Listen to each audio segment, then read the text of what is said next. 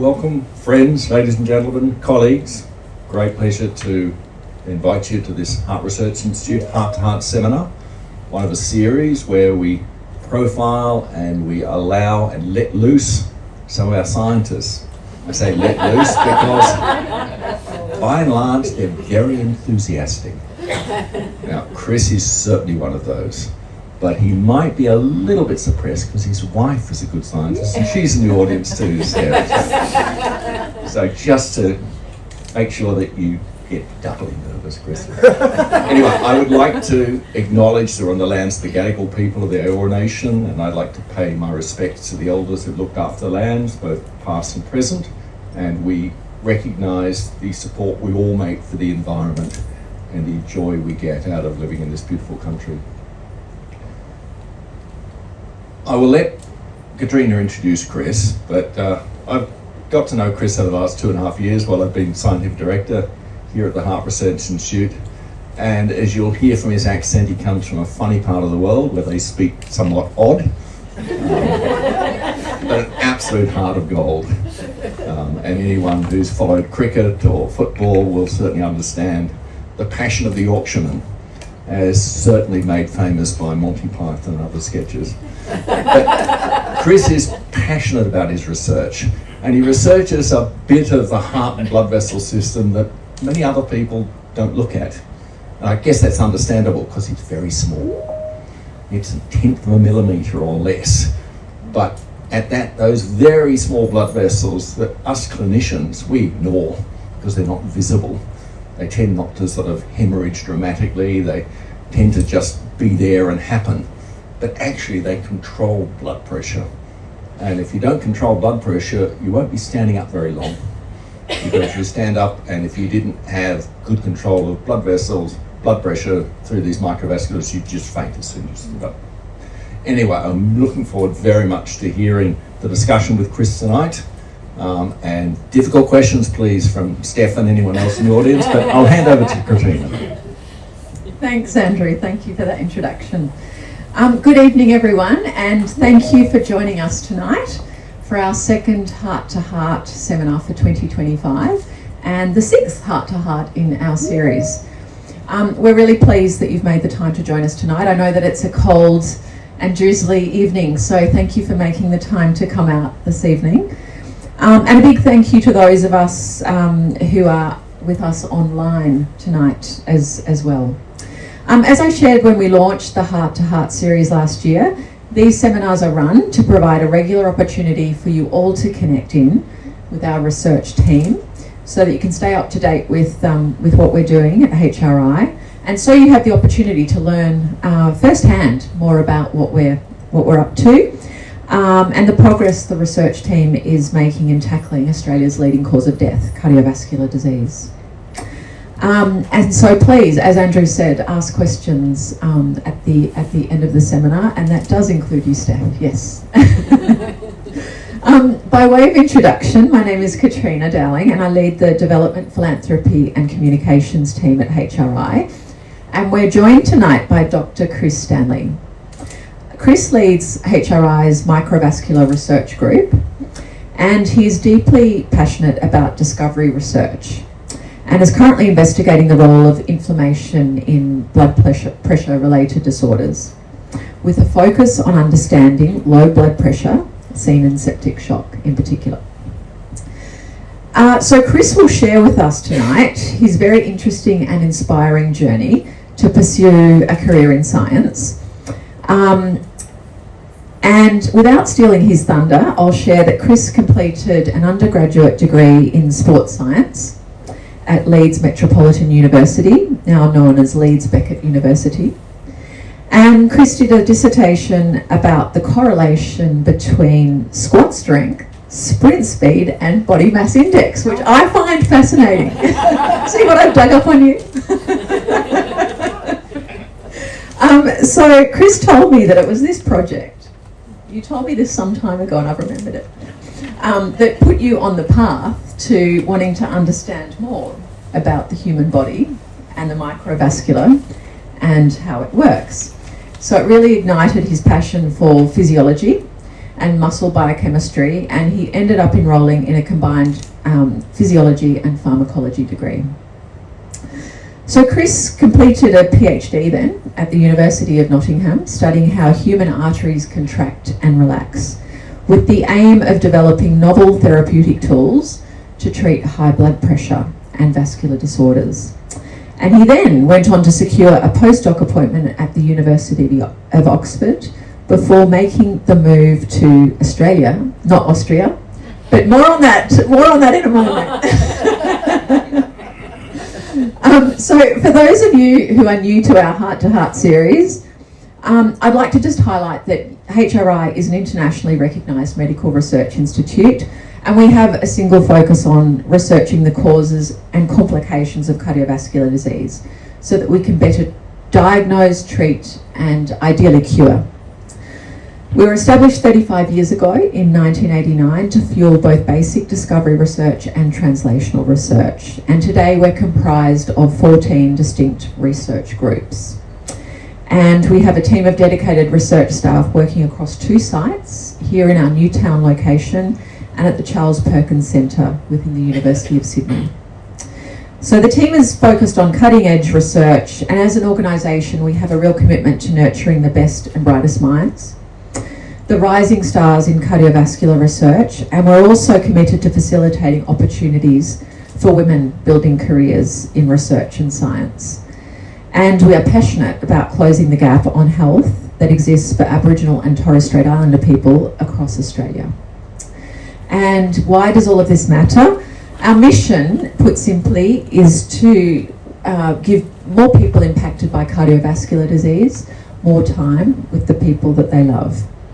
So let's get the conversation started tonight.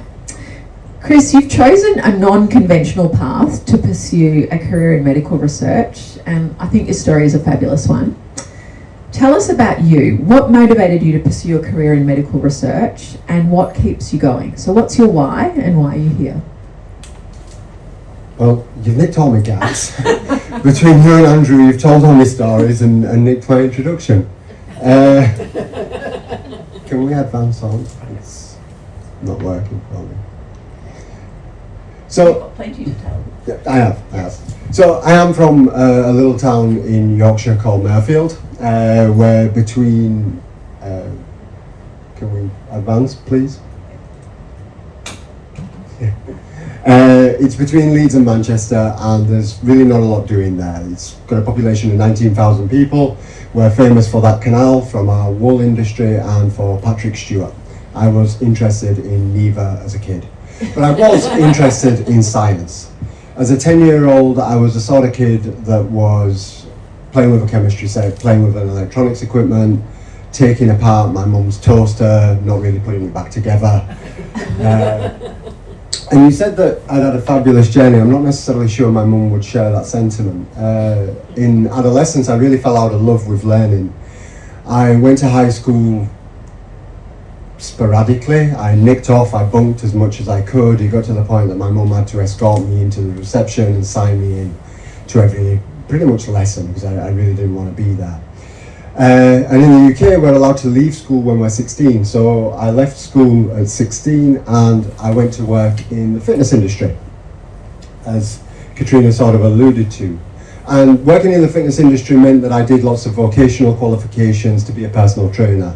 And in doing that, I started to find my thirst for knowledge again. I started to find my love for the human body.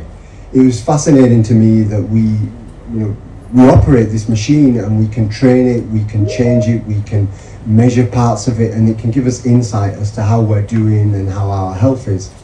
So after working as a personal trainer for until I was 20, I then decided that maybe I couldn't do this for the rest of my life, and that what I would do would be go to university. And that's where I studied sports science at Leeds, and then a pharmacology degree afterwards.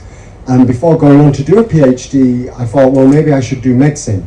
And I did all the tests to do medicine, to do graduate entry medicine, and I got to the final stage of putting the application together, and I went to my boss and I said, or my supervisor, I said, will you do me an application to go, will you do me a reference to go and study medicine?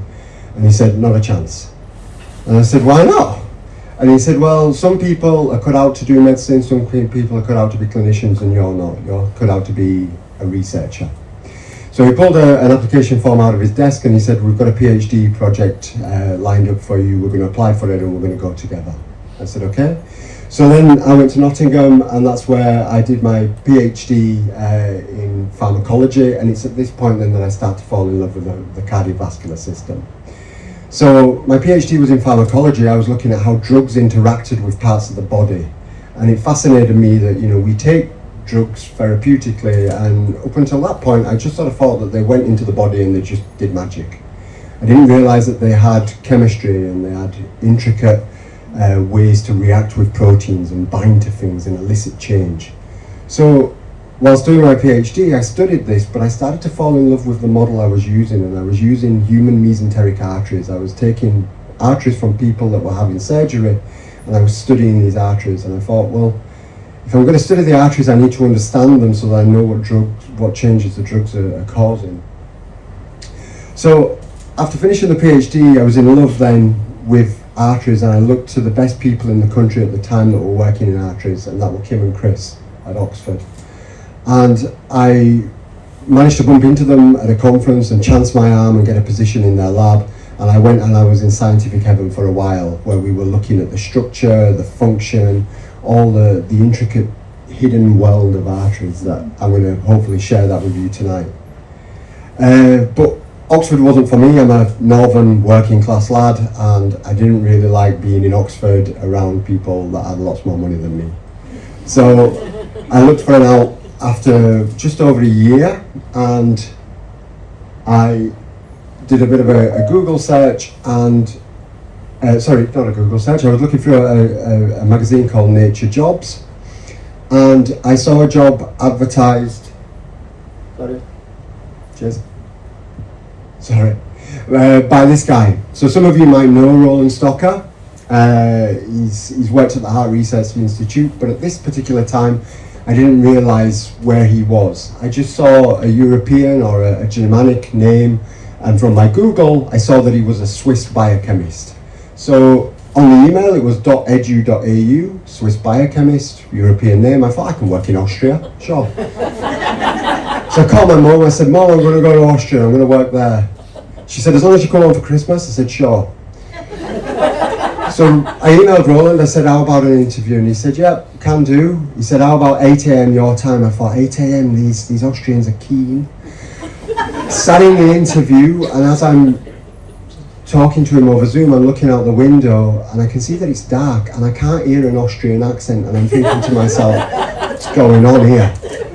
So I do a quick search, a quick Google search, and I realise that it's not Austria. The AU stands for Australia, and he's based in Sydney.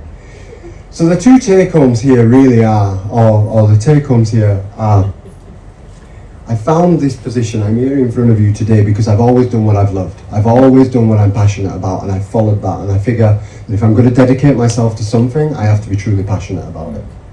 Secondly, there's more than one way to skin a cat. I know that people come to academia through conventional means. I am not one of those people, and I've had to work hard to get here. No harder than anybody else that's come via a conventional means, just in a different way. And the third take home is, if you're going to apply for a job, at least do more than a superficial Google. At least click on the Wikipedia and realise that he's a Swiss Australian keyword biochemist. Well, Chris, thank you. I think that's a really fascinating journey, and I'm glad that you made the trip all the way to Australia. And I think we're all very pleased that your supervisor at the time said, don't go into medicine, go into medical research, because the advances that you're making are tremendous. So yeah, I think it's a wonderful non-conventional story that you share, and it does highlight, you know, if you let your love and passion unfold and have the courage to follow it, then it can lead you to great places. So thank you for sharing that with us. Thanks. You're a specialist in microvascular research, and you're obsessed, as I understand it, with understanding the tiny blood vessels that are found throughout the body. Why is it so important for us to understand the functioning of the microvascular, and how do we study the microvascular? I'm going to get up. Is that Okay, all right? yes, please do. Yeah. Sorry if this is weird, it just doesn't feel right. I'm a little bit nervous, so getting up and standing and walking around probably feels a bit better. As Andrew alluded to, so why should we study these arteries that are barely visible? Well, as Andrew mentioned earlier, these arteries are fundamental in controlling our blood pressure. If we think of our cardiovascular system, we probably see it in the way that it's kind of depicted here, right? We see the heart and we see the big vessels. But what my group's really interested in is several branch orders down from these big vessels, these microvascular arteries. And these arteries are the ones that perfuse our muscles and our skin, right? They're the sort of terminal arteries at the end of the line. They're just up from capillaries, and I don't know if any of you in the room know much about capillaries, but in our capillaries, that's where we get our oxygen exchange, right? And these capillaries are under incredibly low pressure, okay? And they have to be to do their job. They're a couple of cells thick, so they're not particularly robust, and they're under low pressure so that the blood flows through them slowly so that oxygen exchange can occur. So the microvascular arteries are important because they reduce the pressure so that when we go into the capillaries, we don't damage them. And the way that we've worked this out is by sticking catheters into people, animals, and detecting pressure changes across the arteries. And we can see in the conduit arteries that the pressure is pretty consistently at 120 or 80, what our systolic and diastolic would dictate. But then when we get into the microvascular arteries, when we get really down into the small ones, that's where we start to see the pressure drop. So studying these arteries is important to blood pressure studies. Disorders in blood pressure are really microvascular artery disorders. And so how do you go about studying them, Chris? Sorry, Claudia. Okay, so one of the things that these arteries are amazing at doing to reduce blood pressure is having a dynamic ability to constrict and to dilate. They're exquisitely sensitive to this. So we go about studying this by studying contraction and dilation of these arteries and what regulates that. So I'm going to take you through a few slides that detail that. So can you just click the top video, Claudia? So this artery is from a mouse, and it's been taken out of the mouse. We stick glass cannulas down the lumen of it, we tie it to the glass cannulas, and we pressurize it to a systolic blood pressure equivalent of around 80 millimeters of mercury. And what you saw in that video was the artery contract to that pressure. So the moment it senses that pressure, even though it's been removed from the body, it starts to constrict against that pressure, preparing the downstream for the lowering of pressure to the capillaries. Not only do they do that, but they have this amazing ability to dilate. So the bottom video, if we hit play on that, that's already constricted, and when we hit play, you can see that that dilates to dilatory stimuli. So these arteries, when we take them out of the body, we can study their ability to constrict and to dilate, and you can imagine that in conditions where we've got abnormal blood pressure, they have a reduced function at doing this. In hypertension, they overconstrict, and in something like septic shock, they lose the ability to constrict. So we move on. So we know this about the arteries, we know that they do this. My lab is really focused on understanding how they do this, what mechanisms drive that. By understanding what mechanisms drive this ability to constrict and to dilate, we can then make targeted medicines, we can then understand disease. So I'm going to take you through some of the structural elements because this has a role for disease, and is important to contextualize where I'm going next. So we see in the middle then the pipe-like structure of an artery. In the center of this artery we have what's called the endothelial cells. So I'm not sure if many people in the room have heard of endothelial cells, but they're incredibly important. In fact, dysfunction of these endothelial cells is generally a precursor to most cardiovascular diseases. So they're incredibly important. When they stop functioning, we're on a bad road, really. So what the role that they do within the artery is they constitute signaling, and they have barrier function.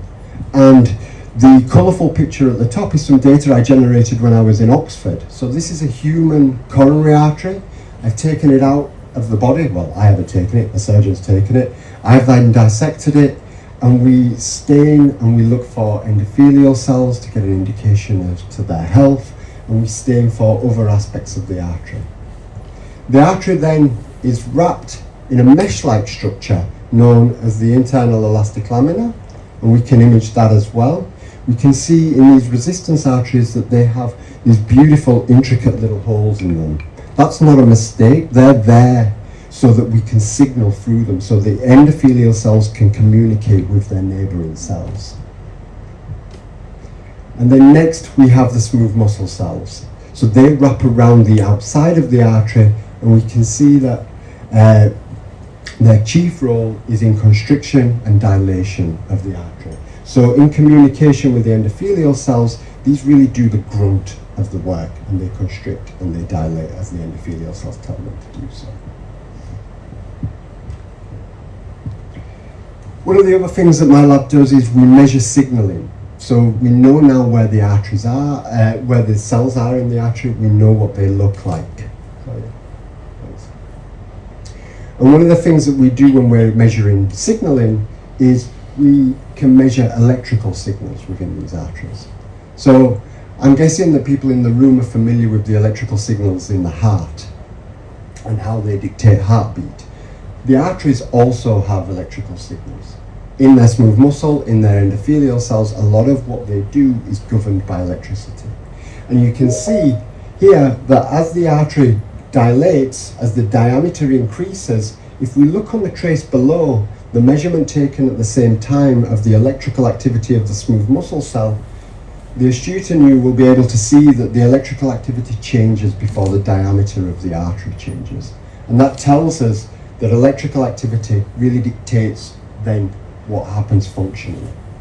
And we know that the electrical activity occurs through alterations through these ion channels. And again, understanding these ion channels helps us target drugs, helps us understand disease.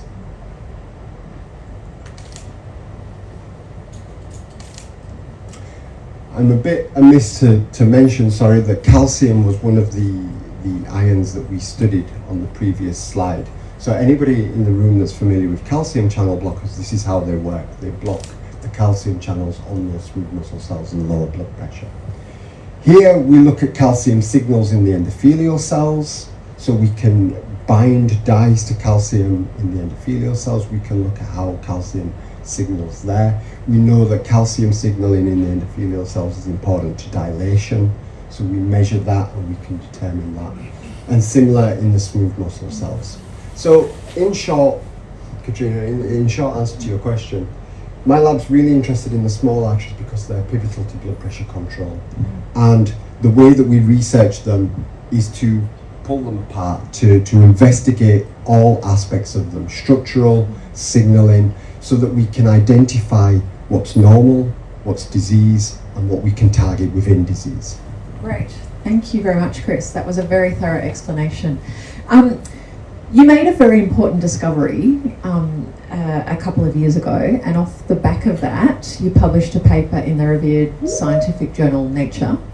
Can you tell us about that discovery, and how has it changed the way that we approach cardiovascular research?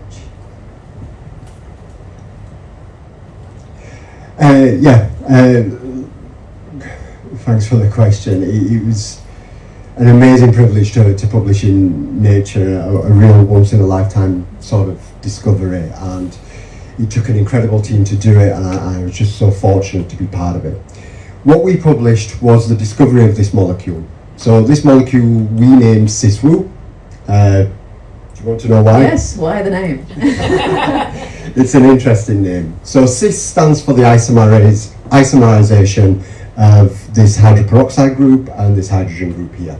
So they're pointing in a particular direction that gives them the cis name. The W is an amino acid moniker for tryptophan, and then the OOH is the hydroperoxide group, which is the functional part of the molecule. So we named it CISWU. It's a bit of an interesting name, and I never feel quite comfortable saying it, so I sometimes refer to it as a tryptophan-derived hydroperoxide, but nonetheless. It's a mouthful. But in answer to your question, in discovering it, we're still early on in the phase of discovering it. We published this study in 2019, and what we showed in 2019 was that in conditions associated with inflammation, when the body is under extreme inflammatory load, the endothelial cells, the cells that I showed you on the previous slide, they express an enzyme that produces CISRU.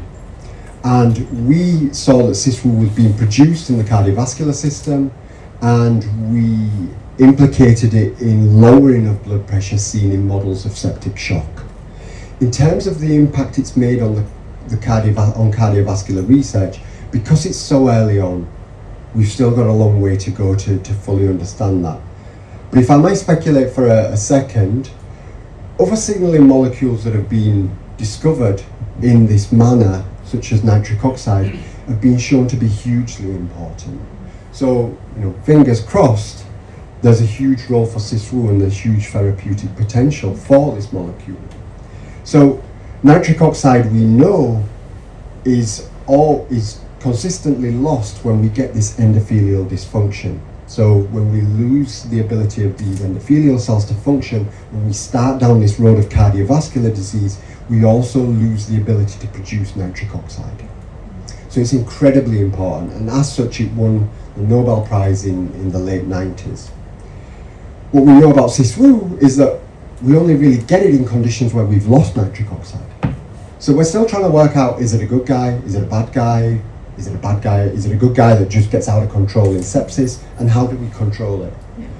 But as I say, I'm hoping that it goes on, I'm hoping that it's incredibly important, and if Stockholm want to give me a call at any point, I'm here. Yeah, it's an incredible finding that you've made, and clearly, there's a lot of avenues of inquiry open to you now from here to investigate further, and lots more questions to be answered in relation to it. So your work, part of your work, also investigates a condition that affects the vascular system, and that is called sepsis. I understand that this condition affects about 55,000 Australians every year, and is a leading cause of death from infection globally, with one person passing away every 2.8 seconds, is that correct? I haven't done that level of maths, but... Okay. Apparently, yes, one person every 2.8 seconds globally passes away as a result of sepsis. So can you tell us a little more about sepsis? What is it? How does it develop? And what is the impact on the body? So, given the discovery of CISRU, then I'm now getting involved in sepsis, and I want to get as clinically involved in this condition as I possibly can. My understanding of the condition is that we get a bacterial infection, and this leads to an inflammatory response. And normally, our bodies will just deal with the inflammation, deal with the bacterial response, and things would go on normally. But that little sort of hurricane that you see on the screen is me trying to indicate that we go through this phase called the cytokine storm. Okay, so our cytokines, for some reason in our immune system, become dysregulated. They don't do their job as normal, okay, and they go a little bit haywire. And this then has profound impacts on the rest of the systems within our body. Okay, so in terms of the cardiovascular system, we get cardiovascular decline. This affects our heart, our blood vessels. We go into a state known as septic shock, where our blood pressure decreases. It affects the brain, where we get encephalopathy and we lose cognitive abilities. It affects our ability to metabolize, and it causes metabolic dysfunction. Now, what's known about metabolic dysfunction, there's been a reasonable body of research done in the heart looking at metabolic dysfunction in the heart in septic patients, but in the arteries, there's no real work done so far that I can find. So thanks to philanthropic support from people within the room, we now have a postdoc by the name of Jaideep who's looking at mitochondrial function in septic, in arteries from septic models. So hopefully this ties in with my other work, it potentially ties in with CISRU, and we really get to the bottom of understanding what's going on in metabolic dysfunction in our arteries. Great. And so does sepsis affect everyone equally when it is developed? And who is more commonly affected, and why does this happen? Okay. So, in terms of answering this, Katrina, anybody in the room is able to download the Global Health Report from the World Health Organization. They have amazing details on this. And as you said earlier on, there's 50 million cases per year, 11 million deaths, and it accounts for 20% of all global mortality. In terms of impacting our society equally, no, it doesn't. It's one of those horrible things that impacts the more vulnerable members of our society. Okay, so in terms of its impact, almost half or nearly half of incidences occur in children below 5 years old, so 20 million. 15% of all neonatal deaths globally occur as a result of sepsis, and it has a 1.5 times mortality rate in patients above 75 when we compare that to younger controls. So it's certainly not an equal disease. Mm-hmm. It impacts low socioeconomic countries or middle socioeconomic countries worse as well. So the prevalence in those areas are 85% of all global causes. And in terms of a gender discrepancy, it impacts women more, but they have the highest recovery rate. And part of my group is looking at the potential gender difference in the effect. Yeah, which is that's fascinating, that gender difference aspect. So clinically, how do we treat people who are impacted by sepsis? What's currently available therapeutically? So with the clinicians that I've spoken to, with the papers that I read, when I ask, how do you treat, there's no real, there's a lot of variation in the responses. So what is clear is, testing for which bacteria is the affecting bacteria, but obviously that takes time. So broad spectrum antibiotics are given before more targeted antibiotics. Intravenous fluids are given to try and raise blood pressure. Oxygen's given to help with oxygen saturation levels throughout the body. Mechanical ventilation occurs if oxygen's not working. Dialysis to treat kidney problems. And to treat septic shock, the bit that I'm really interested in, it's vasopressors. And there's not a vasopressor, like you ask clinicians to clinicians, and some will have particular favourites. So some will say, I find that this one works, and some will say, I find that that one works. And what we know from the literature is if we keep pumping these people full of vasopressors, that it actually ends up causing more harm than good in the long run. And the way that I view the administration of vasopressors and many of the treatments that we take are that they're really trying to overcome the problem as opposed to deal with the problem. The root cause, yeah. Okay. And so if someone is to develop sepsis, what is the greatest risk for them?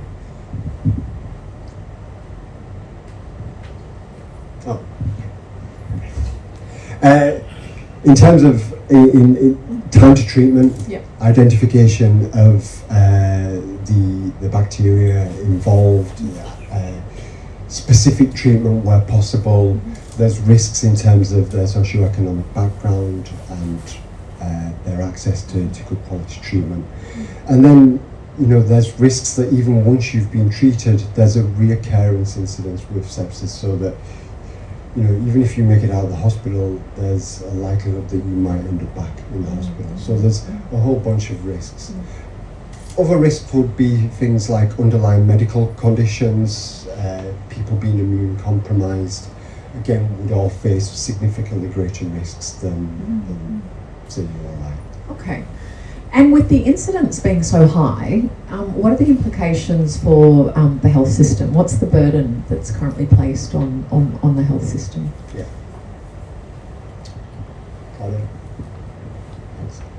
So they're huge. And this information, again, is taken from another report. This one actually done quite locally. So up the road, the George Institute do these sorts of reports quite frequently. So we know that it's, in terms of impacting the health system, it's the main cause of infection in the hospital. It's the number one cause of death in hospital. It's the number one reason for re-administration. And 50% of the patients that are treated, as I said, have long-term effects. In terms of spending, I mean, the figures are there, it's quite clear, 50,000 per patient, 700 million direct hospital costs, and then it's estimated by the George that it's over 4 billion in so it's an enormous burden. Yeah. Tremendous. Absolutely. So what ideally are you hoping to change in terms of how we diagnose and treat sepsis? So in terms of my work, in terms of diagnosis, I'm not sure it could contribute that much to diagnosis. We can certainly look at, we can pick up CISRU in blood samples, so we can get an understanding of how severe the condition is by the amount of CISRU that's in blood. That's certainly an avenue that we will pursue. But in terms of treatment, that's where we really hope to make the impact. We're looking at ways that we can modulate CISRU because it has this effect on blood pressure. We're working under the hypothesis at the moment that inhibition of CISRU or inhibition of CISRU's targets will help stabilize blood pressure in these patients, and we will then be able to take a targeted approach, hopefully, to restore blood pressure without just pumping people full of vasopressors. Yeah. Okay, great. Now, I know you have a very talented team that you work with that you're very proud of, and I know that some of them are here tonight. So would you like to introduce the team and tell us a little more about the important work that they do that contributes to the impact that your lab is making? Yeah, sure. I won't make them stand up, should I? Yes, make them stand up. Okay, stand up, guys, please. Your mugs are on screen anyway, so it doesn't matter at this point. Okay, so we'll start with the back row, purple shirt. So that's Fergus, he's on the... You're almost sat on your there, just reversed. It's weird. Okay, so Fergus is a postdoc in my lab. I recruited earlier, mid last year. Yeah. And Fergus is working on gender differences in sepsis, in the impact that it has on the cardiovascular system. He's also working with me at the moment to look at a potential target for CISRU in an ion channel. And Eustasia, who's next to him, she does a lot of that cannulation experiment, so she has extremely good surgical hands. And she's working as well, looking at this ion channel story that we're pursuing at the moment, which is a target for CISRU. Millard at the front, with dark hair and a weird wave, is looking at mitochondrial dysfunction and how mitochondrial dysfunction contributes to the formation of CISRU. And he's doing that with Jaideep, who's next to him. So between the two of them, they're going to probe that to the nth degree to see if we can restore mitochondrial function in sepsis models as a mechanism of treatment. Khan, next to Jaideep, is looking at the effects of CISRU in hypertension. So can we use it therapeutically? Can we actually stimulate CISRU to lower blood pressure? And if we can, is it really a good guy that's just getting a bit of a bad rap at the moment, and we just need to understand how to control it better? So that's that. Cha-chang. I've worked with Cha-chang for 10 years. So he was in Roland's lab. He took me under his wing. He pretty much discovered CISRU. So it was his ability on the HPLC and the mass spectrometer and the analytical equipment that we have to find CISRU and really do a lot of the groundwork, and I'm incredibly indebted to Cheng for his amazing work over many years. Amazing, an incredible team. Then we have Jimmy, who is working with Sean and I, and he's looking at developing probes to detect mitochondrial dysfunction in conditions such as sepsis, but also some other inflammatory conditions. And we have Caitlin, who works with Khan right at the back, and she's looking at structural changes in hypertension and can revert structural changes in our arteries. Amazing, such a diverse scope of work that the team is undertaking. And I think if we look at the team, it really is proof of HRI's commitment to identifying and nurturing and supporting the next generation of really talented, bright minds. So yeah, wonderful team that you have, Chris. Thank you everyone for standing up and giving us that wave. Thank you guys. So Chris, you work in a very collaborative way with other groups within HRI. Tell us about some of the collaborations that you're engaged with across HRI and beyond. So the main collaboration I have is probably with Mary. Mary's been amazing in helping and supporting and nurturing me as I've developed myself as a scientist. We collaborate on a project that Mary has running looking at PAD, where we isolate human arteries from people that are having amputations, and I do some of the functional assessment of those arteries. Mary also co-supervises Millard with me on his project looking at mitochondrial dysfunction, and we co-manage Jaideep on mitochondrial projects as well. So mainly Mary is my main collaborator, but I also collaborate with Shan, who we have a student together, and Ashish, who's not here this evening, and some others. Terrific, great, thank you. So if you were to sort of reflect on your career to this point, what is the thing that you've discovered that has surprised or overwhelmed you the most along the path? Look, the discovery of CISRU was amazing. Yeah. Right? It was a real moment. It was one of those sort of, we shared it as a team, and it was phenomenal. But I think the thing that overwhelms me the most is the scientists that I work with. Yeah. Just their resilience, their ability to come in day to day and to not have an easy ride. Right, the experiments don't often work. We're at the cutting edge of what's possible. So when you're at the cutting edge of what's possible, things often fail. And the resilience of these people to get kicked in the teeth and to come back the day after, and to be optimistic that the next day is going to work, and to be optimistic that the next day and the next day is going to work. So I think the people that I work with are by far the most surprising. And you put that into an environment where the government doesn't fund us that much. It's less than a 10% of federal funding rate. We struggle, week in, week out. But people turn up because they love what they do. Yeah, and I think if you reflect on how your career started in sport, there are some big analogies there as well. It's about that tenacity and keeping going and going the distance. And medical research is a long-term play, like a marathon, right? Not a sprint. Yeah, exactly. Yeah. So what's the thing that's made you most proud throughout your career to date? Doesn't have to be a scientific discovery, but what's made you the most proud?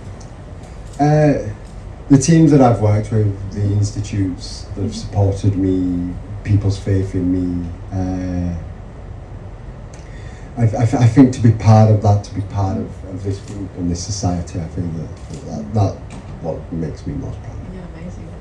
And so what are your dreams? A final question for you before we open up to questions from the audience. What are your dreams and your vision for your lab and for medical science more broadly in Australia and beyond? I told you, I'm waiting for that call from Stockholm. Yeah. No, my vision for the lab is to really make an impact in microvascular research, to make more discoveries, big, small, and really, just as long as we're discovering things that are scientifically robust, that have meaning, that people understand and that people can replicate and reproduce, and it has value. In terms of CISRU, I would love to make a therapeutic. I would love to be able to impact people's lives through that molecule and impact their lives for the better. In terms of Australia, I've never studied in America. I don't think, given the current climate, I don't think that's going to change any time. But I have studied in the UK, and the UK is quite reputable, and I think that Australia doesn't really get the recognition it deserves. You know, I've worked with some fantastic scientists in Australia that have published in Nature. I have other friends that have published there. I have friends that have published in New England Journal of Medicine. You know, all these prestigious places, and I just don't think that Australia gets the same position, gets the position on the world stage that it should. So in terms of I'm one small individual, but if I can be part of a group of people that push Australia forward, then I'd love to be. Fantastic, great. Well, thank you very much, Chris, for sharing, you know, those insights with us. Can I sit down? You can sit down. Yes, much appreciated. I'd like to open up to questions now from the audience, and for people who have joined us online, please feel free to log questions in the chat function. Are there any questions that people have? Alan.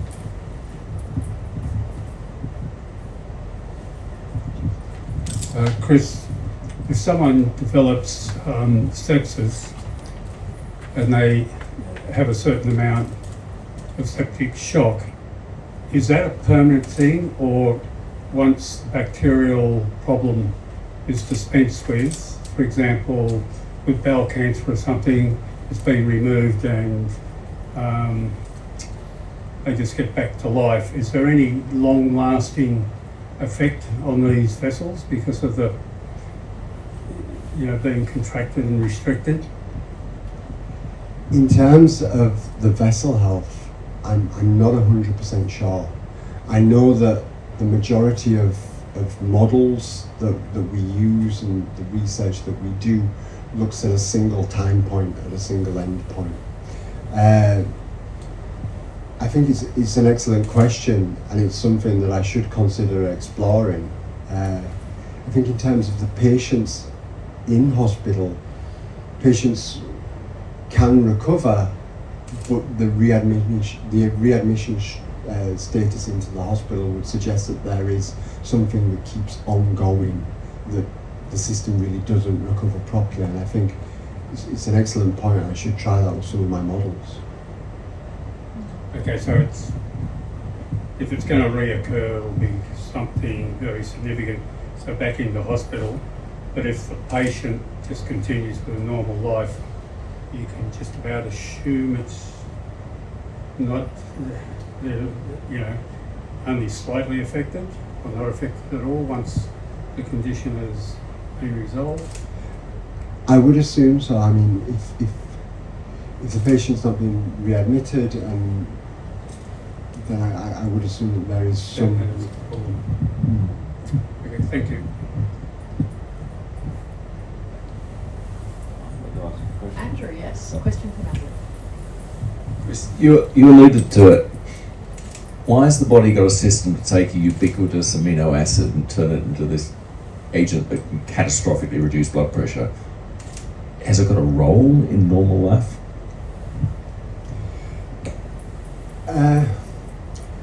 I'm not 100% sure. I'm optimistic that it has. So, as I said, we see that the CISRU system comes up when the nitric oxide system goes down. And I think if I'm speculating and I'm being optimistic about it, I would like to think that it's a backup system. I would like to think that we lose the nitric oxide system and the CISRU system comes up, and for some reason in septic shock, we're just not able to control that system. The same way that when we discovered nitric oxide, and we thought that nitric oxide was involved in septic shock through inducible nitric oxide synthase, I would like to think that there's something around this root system that means that in that condition alone it's not able to be controlled, but in hypertension perhaps we can stimulate and control it a bit better.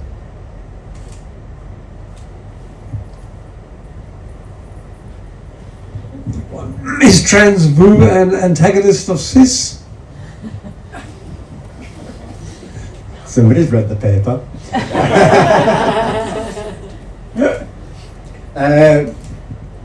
Not that we're aware of. Let me think. So, chemically we produce cis and trans-Vu in equal ratio, about 50-50. Enzymatically, which is how we produce it in the body, we produce it in a 95 to 5% ratio. In terms of its ability to antagonize at various targets, we know that trans-Vu has a higher rate of affinity with things like peroxyredoxin. So with certain enzymes within the body, the trans isomer does have a higher rate of affinity. But we don't produce enough of it in the body for it to actually have an effect. And I don't know why it has a higher affinity for some proteins. It's probably to do with the isomerization and its binding capability. Thanks, Chris. I wanted to ask you about the sex differences. You mentioned that women are more likely to develop sepsis, but they're more likely to recover. Why? I have absolutely. Do you have any idea? I have absolutely no idea, Mary. So Fergus has done some reading on this, and this is the cornerstone of his project, but we're taking a holistic approach in this. We're looking at the way that the female models at least, produce cytokines, the way that their arteries function. So we're doing a whole scale look to see whether we can answer that question ourselves, but I'm not sure that it's in the literature. I certainly haven't done as thorough a literature search as Fergus will have, but we're interested in their ability to produce cis-Vu, and they might have a lesser ability, they might produce less, but in terms of an holistic approach, I can't really answer. I've got the microphone, so I get to ask a question. The numbers that you showed were horrifying, absolutely horrifying. Do you have a view about what we can do from a policy and an influence perspective from a government to make a more of a drive to do more research to have a better outcome for sepsis? Wow, great question. I think in terms of the Australian system, we're tied to certain funding streams. I think opening up other funding streams for lesser researched areas would certainly be helpful if there was additional pots of money available for people that were doing this sort of research. That, you know, no disrespect to anybody that's doing atherosclerosis or anything like that, but it's quite. A lot of people are doing athero research. So if they opened up additional pots of money, that'd be good from a patient point of view. I'm not 100% sure. Specialist clinics, I presume, would be helpful.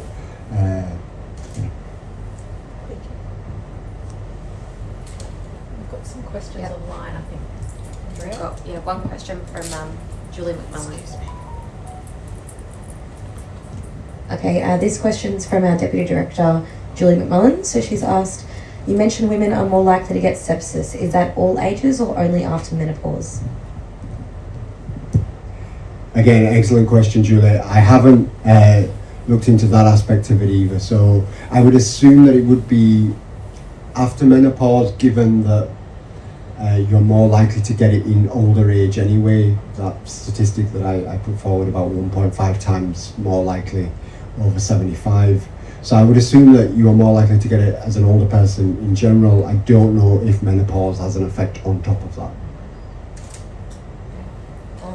I have another question from the audience, online. So this is from Sophie Lucas, and she's asked, have you done much research or investigations with survivors of septic shock to look into any long-term complications of blood pressure, mitochondria, etc.? Okay. So we've started collaboration, and we're starting to form collaboration with clinicians that can help us access patients that have had septic shock, that have survived, that are going through septic shock. We had a researcher here the other week that I invited that does a lot of work in this area as well. So I'm contacting him to see what samples we can get to look for CISRU and to look for changes in any tissues that we can get, be that blood cells, be that arterial samples, anything. But we are looking to move in this space as well.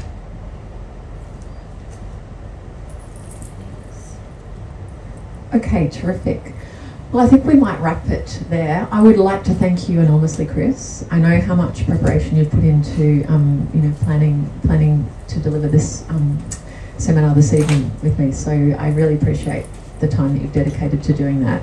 And I know that your toughest critic in the audience is actually Steph. I'd like to thank Steph because she comes along with Chris to every one of our heart-to-heart seminars. So thank you for being so committed to supporting HRI and the work of Chris. And Chris actually tells me that you're the better scientist. So I want to ask you, how did he go tonight? Did very well. Yeah. I present better, but she's a better scientist. If Andrew would only hire her. No, thank you for coming along again, Steph. And thank you to everyone who's made the time to join us tonight. If you have learnt something, enjoyed what you've heard, please do share it with family and friends. And please do consider sharing on social media as well. The more that we can get out the messaging, the better it is in terms of driving awareness, funding, and furthering our work. And I would like to emphasise too, as Chris has touched on, that philanthropic support is absolutely essential for the continuity of the work that is delivered here. So please do consider philanthropic support. And Glenys, thank you for your support of the work that's conducted in the lab of both Mary and Chris. And I'd encourage you to join our events again, and please feel free to bring family and friends along. Our next event will be held on the 24th of June, and the focus for that event will be around preeclampsia, and we will profile the work of Anne-Marie Hennessy. So again, thank you, Chris, for this evening, and thank you everyone for attending, and to those online as well. And I hope that you enjoy the rest of your evening. Thank you.